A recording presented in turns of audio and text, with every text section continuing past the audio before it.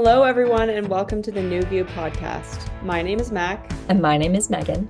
Come along with us as we dive into the world of competitive Irish dancing and beyond. Sharing perspectives, developing community, and learning from each other. We hope you enjoy. We are so excited to welcome the talented Bridget Moran to New View today. Bridget is not only an incredibly talented dancer, but just the most positive, lovely girl you'll ever meet. And we're so excited to hear about her story and just feel some of her positive energy. So, Bridget, will you tell us how you kind of got started in dancing up until like where you are now? Thank you so much for having me, guys. I'm so excited to be here.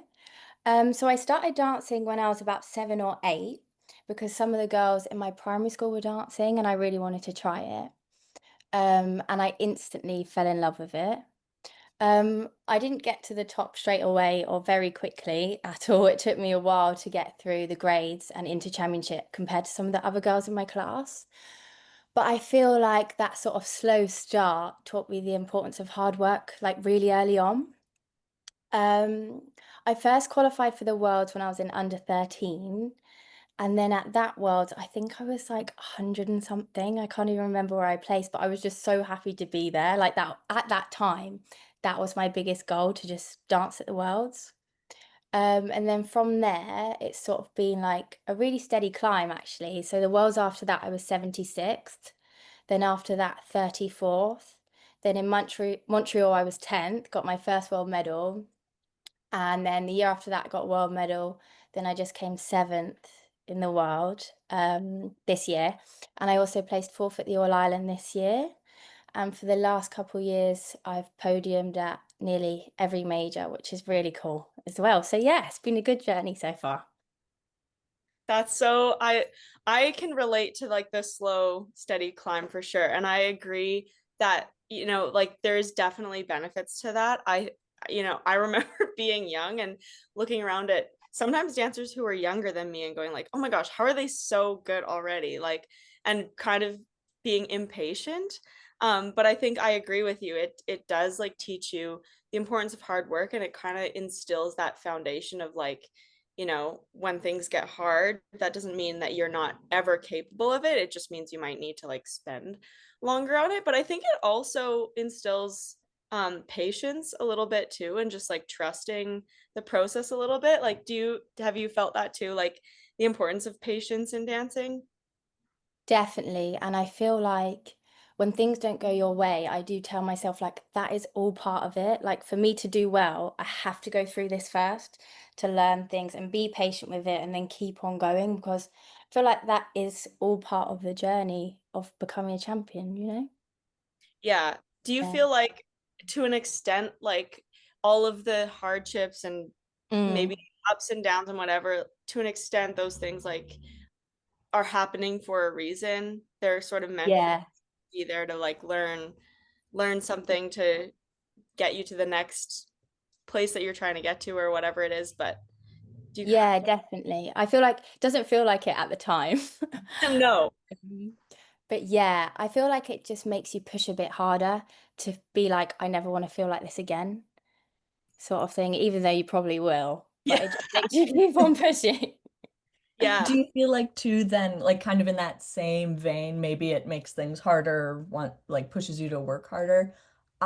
Does it then make you more excited when things do go well and like appreciate those maybe small things that maybe we don't really notice? I think kind of when you like shoot up at the very Mm, beginning, you don't really realize like, oh, this is a big accomplishment to like world medal or to even qualify or to do all of that. And sometimes like a slower journey can lend itself to being like, whoa, this is awesome. Like this is huge growth and like worth celebrating that you might miss as you kind of rush through things. Do you feel like that helped you to enjoy it a little bit more?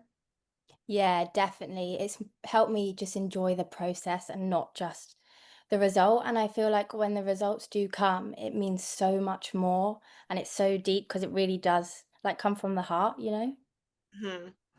I think that's like a really interesting thing that um I, I just like to kind of think about it, and my opinion changes about it I think often is now being in more of like a mentorship role and not the one dancing myself.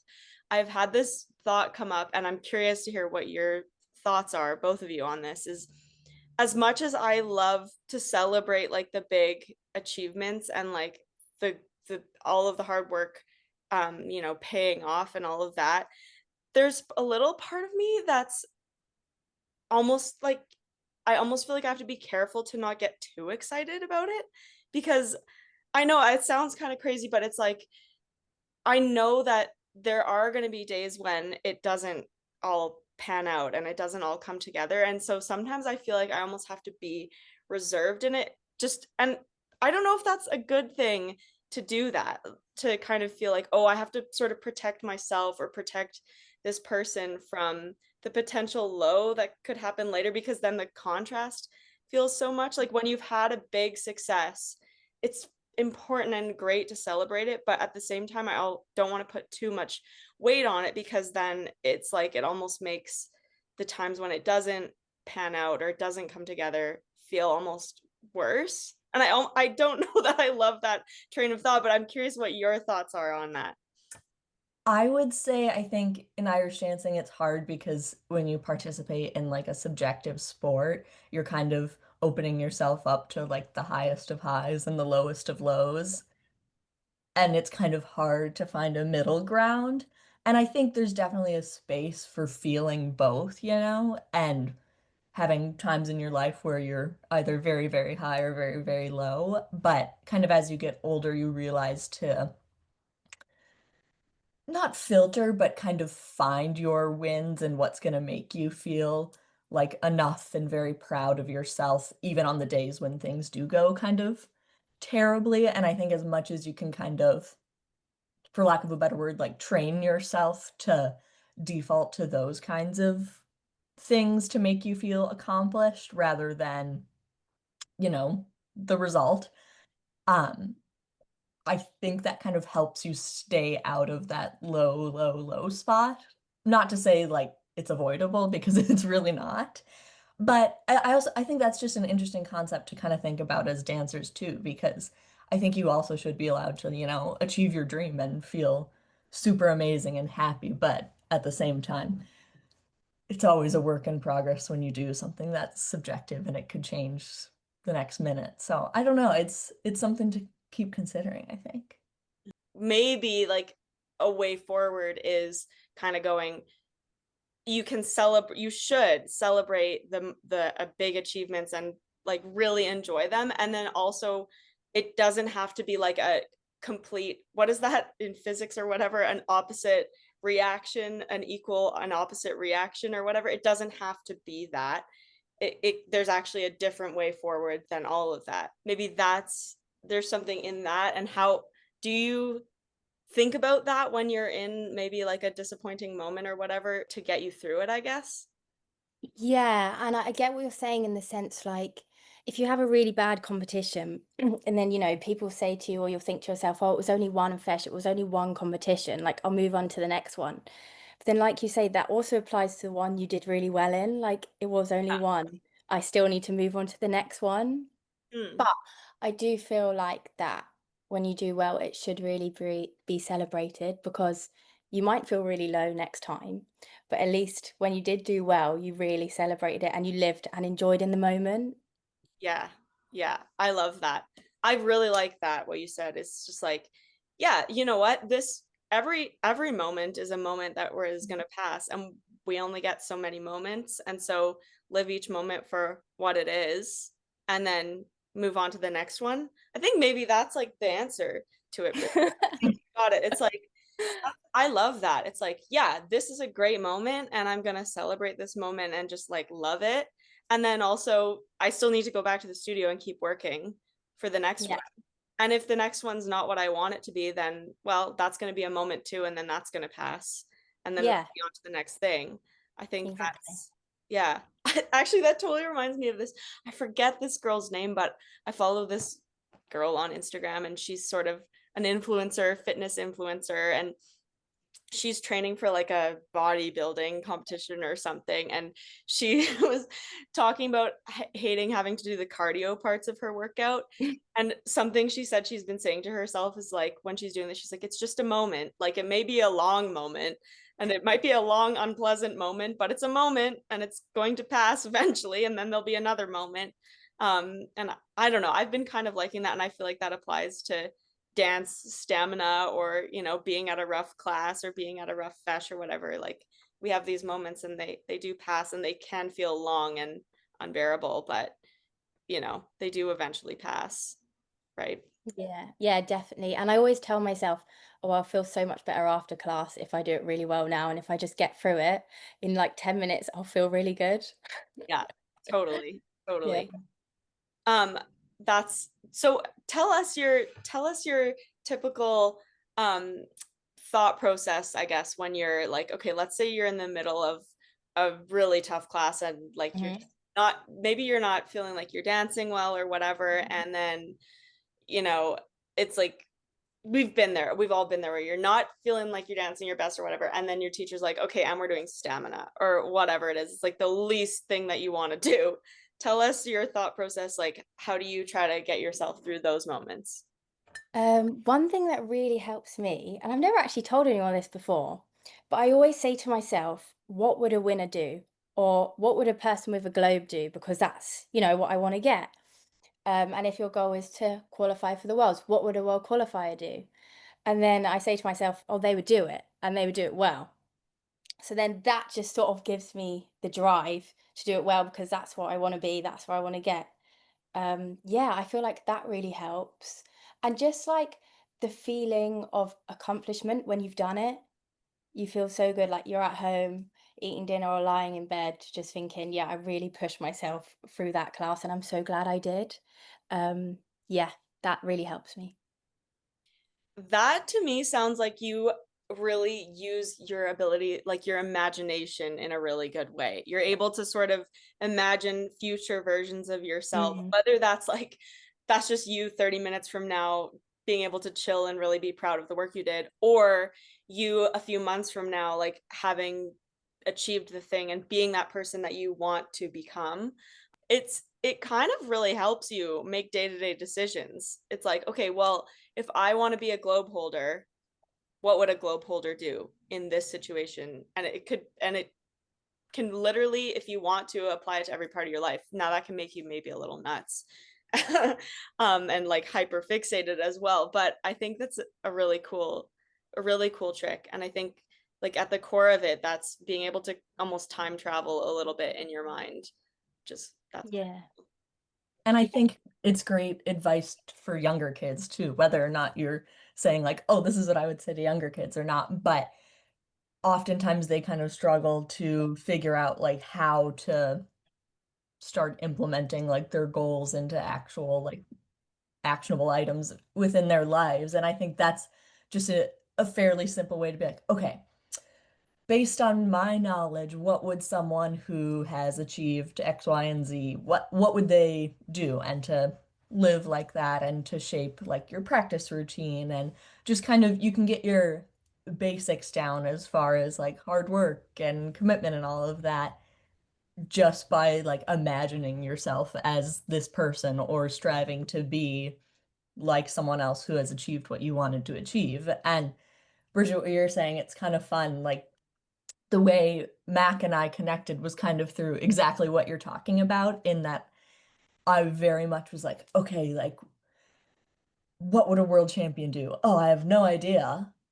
So, like, I gotta ask someone, you know? And that's how kind of like this whole little community came to be, in that I reached out to Mac and was like, hey, I'm not a world champion, but you are. And like, I want your advice. And you're doing that too, which is really cool. And I just think very like powerful in the dance community to like connect with each other, help each other, um, and all of that. So good for you. Yeah. Speaking of community in the dance world and stuff, can you tell us a little bit about the vibe of your dancing school and the community that you're a part of? Because just from observing from the outside, it seems like you guys have such a nice dance family vibe. Like it's a such seems like such a great energy. So can you tell us a bit about what that's like to be a part of? Yeah, I love our dancing school. I absolutely love going to classes. And it's such a good vibe. Like the younger kids will come up to me and be like, "Oh, Bridget, can you help me with this bit? Like, I'm confused on the timing." Or even I'll go to Lily or to Shauna or to Kira, and they'll come to me and be like, "Oh, you just watch this." And it's so nice that we help and bounce off each other. Like, there's no animosity or jealousy or anything. We just really want to push each other as teammates. And our teachers are amazing as well. They're just so good. And we have fun as well. Like we work so hard, but we have a good time doing it. Yeah, so I absolutely love it. I love our classes. That's so important. How do you think that that vibe came to be? Like, did someone in particular set that tone? Like, do you think it like your teachers set that vibe, like that this is how we are as a school, we bounce things off each other and like that? Or do you think it's all your parents or a combination of those things? I feel like it's a mixture of everything. Like the teachers definitely bring a really good vibe. And they've said before, like to the younger kids, like if we're having like a group sort of talk at the beginning of the class, they've said like younger kids, if you need help, like I'm sure the older kids don't mind like helping you. So definitely the teachers bring that, and I think all of us as individuals and our all our personalities, we want to help each other and push each other. Like we're not in it just for ourselves in class, you know. Hmm. I think it's so special when, yeah, I guess the efforts and the energy of a bunch of different people, like a group of people, can all kind of get behind one goal. And Irish dancing can be tricky in that we are kind of doing our individual own things, Yeah. but when you can reorient it back to like this is our team, this is our school, and like what's good for one of us is good for all of us, even though on the surface it maybe doesn't quite seem that apparent. I Mm. think if you just scratch the surface a little bit, you can see where those connections and how like supporting each other actually lifts everyone up. And I think that's really important. And I would love to see even more of that, like on a bigger scale in Irish dancing, like between schools. And I think we do see it more and more. I think it's great. I think the trend is going that way. Um, but that's really cool to hear. What else, like in your life, like who are your difference makers, would you say? Definitely my family, my mum and dad in particular. Like I'll come home and they'll be like, "How was class? Like, do you have any videos? Like, how did your new set go?" And I'll show them the videos. They'll be like, "Oh, I love it. Like, maybe you could just squeeze your arm in there." And I'll be like, sometimes I'm like, "What do you mean I could squeeze my arm in?" And then I'm like, "Actually, no. Yeah, you're right." Um, but yeah, they're so supportive. Honestly, I don't think I could do it without them. Um, and my teachers as well. I'm really close with my teachers. Like, they are just truly amazing. They're so supportive. And I feel like, you know that quote, and it's like, "Oh, every like champion has a teacher who believed in them first." Like, sounds a bit cringy, but I feel like it is really true. Because you feel you do have to have someone to believe in you first sometimes to know that you can do it and to push yourself. Hmm. Definitely.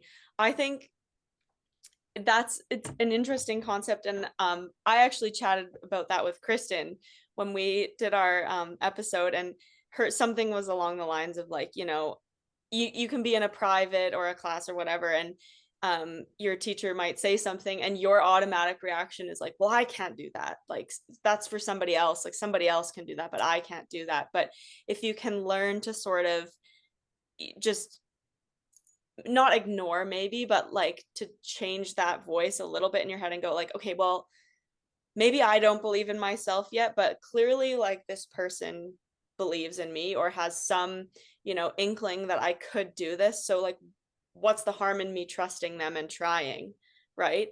I think a lot of the times we like shut ourselves off from that to sort of, avoid the potential embarrassment of it going wrong or whatever. And it's like, well, but then you're closing yourself off to the opportunity that that person saw or the potential that that person saw. So I think it's important as dancers that we learn to trust that. And I think there's a lot of people that people believe in them more than they believe in themselves. And Mm. it's a skill to be able to trust that, I think. Yeah. Yes, absolutely. Um, Changing directions. Bridget, what would you say, or how would you define, I suppose, your passion in dancing? And just for some context, as like an outside observer and someone who has danced with you for a long time, maybe you wouldn't describe yourself as this, but I would say you have just like the most positive energy and it just like radiates from you. You're like a very comfortable person to be around. You're supportive of everyone and like you're just a great cheerleader and kind of like ideal competitor in terms of like just your genuine kindness and loveliness and all of that. But do you think that's intertwined with your passion for dancing, or do you think that kind of like positive energy is a way for you to express your passion for dancing? I've just always been curious, like, wow, you seem so much more positive than me, like backstage, and I'm curious, like, where you're getting this like undeniable energy from. I've always wanted to know. Oh, thank you so much. That is so lovely. Thank you. I feel like as a person in general, I'm quite positive. Um, and for me, I guess being positive isn't all the time about, like being happy and sort of jolly. Sometimes it's just about being open, I think, like what we just spoke about there, Mac, like open to trying new things and open to the idea that, this could be really good. And I think because I really enjoy dancing as well, like obviously on competition days I can be quite nervous, but I think even if I am really nervous, even if I have to fake like sort of being really happy, it makes me feel like oh, I can do really well here. Like if I'm happy, I'll show it on stage. And I think that is really evident. I think when someone brings like a positive vibe and attitude to their dancing, it does show on stage and in their performance because you can see some dancers and they just look like that they don't really want to be there. Do you know what I mean? And I think that it does really bring something to your performance as well and on a dance day. So you would say it's kind of like just your authentic kind of self, like letting that kind of be present on a dancing day. Like, yes, there are moments when you're really nervous and you're like, okay, I gotta like pull it out of somewhere and put on like a nice positive look. But just in general, kind of taking your own energy, whether that is super, super positive or just how you're feeling and what you're enjoying and letting that like be present on a competition day or in the studio. Do I have that Yeah. kind of right? Yeah, yeah, I think so, definitely. And like also the people around me really help. Like my mum and dad are so positive on a dance day, and that does rub off on me as well. So that helps, yeah. I, sorry, I just want to reiterate something that you said in that response that just actually almost made me like choke up because I love it so much. It's like being positive doesn't have to be like overly, and maybe some people are just overly like effervescent and happy and jolly and whatever. And maybe everybody is in some moments, but I think what you said is like it doesn't have to be that. Like it could just be like being open to what if this is good, or what if this is just like an experience that I'm meant to have regardless of what it is, and there's always a way to take something useful out of whatever it is. And I think I just loved what you said. It's like it's more just being open, be open to what is there, and instead of sort of shut off, because it's kind of adding that element of like curiosity and hope and optimism. And that's an incredible skill, I think. And it's something I think we could all, work to incorporate more into our lives. And I think it can definitely be easier in some moments than others. Um, but thank you for sharing that because that inspired me for the rest of my day for sure. I hope that Oh, inspires other people as well. I'm sure. thank you. I think you phrased that perfectly there. Like you just said it perfectly. Happy to reiterate. Um, cool. I feel like I could just chat forever.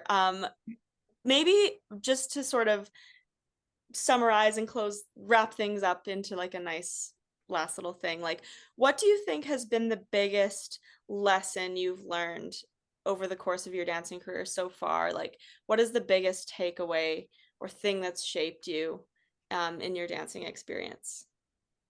Well, that's a really good question. Um, I think definitely the importance of hard work, definitely. And also the idea that your dreams can always get bigger. And although that at the time may feel like your biggest dream ever, like one day you might achieve that and then you'll have an even bigger dream, which is so achievable. So I feel like one of the really important lessons that Irish dancing has taught me to sort of is to like not settle and don't stay in your comfort zone because there can be so much bigger things for you that you don't know yet. Yeah. I love that. And I think often we kind of limit ourselves in terms of growth, even though it's like truly never ending in life. You can constantly be changing and growing and gaining new skills. And when you participate in something like Irish dance, it helps you do that very quickly. A lot of the time. And just like you said, you can have different goals and then all of a sudden you've accomplished certain things and you're like, wow, I can dream even bigger. And it teaches you new lessons, not only about goal setting, but just who you are and developing skills and teaching you how to work hard. And that's a skill for life, not only in dancing, right? But you'll continue to live the rest of your life with that same mindset of like, oh, I can always keep doing more. Not in a sense that you're not enough as you are or haven't done enough, but you can be open to growing more. And just like you said earlier, like just being open to whatever that kind of vibe may be, whether it's positive, whether it's about growth, whether it's a harder time of your life. It's just a constant thing, you know? Yeah. Yeah, definitely. And I feel like the lessons that dancing teach you, like you said, Megan, like can be brought to all aspects of your life, like 100%, like even like working hard, like never giving up, like all of that will help you throughout your whole life, not just in dancing.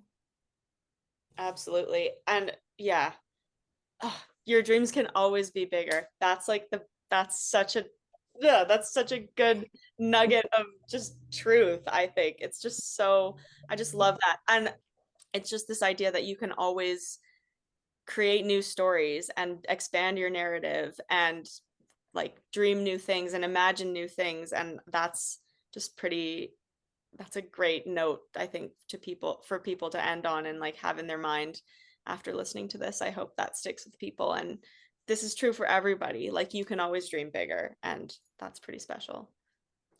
Cool. Well, thank you so much for joining us, Bridget. It's been such a lovely time chatting with you. I think you bring so many nice insights to the world of Irish dancing that I think a lot of dancers are going to benefit from hearing. So thank you for sharing this time with us. Thank you so much for having me, guys. I really enjoyed it. Thank you. Thanks for joining us in this episode of the New View podcast. We hope you enjoyed. If you have any ideas about future guests we should interview or want to connect, you can find us on Instagram at newview.collective or email us at newviewcollective.mm@gmail.com.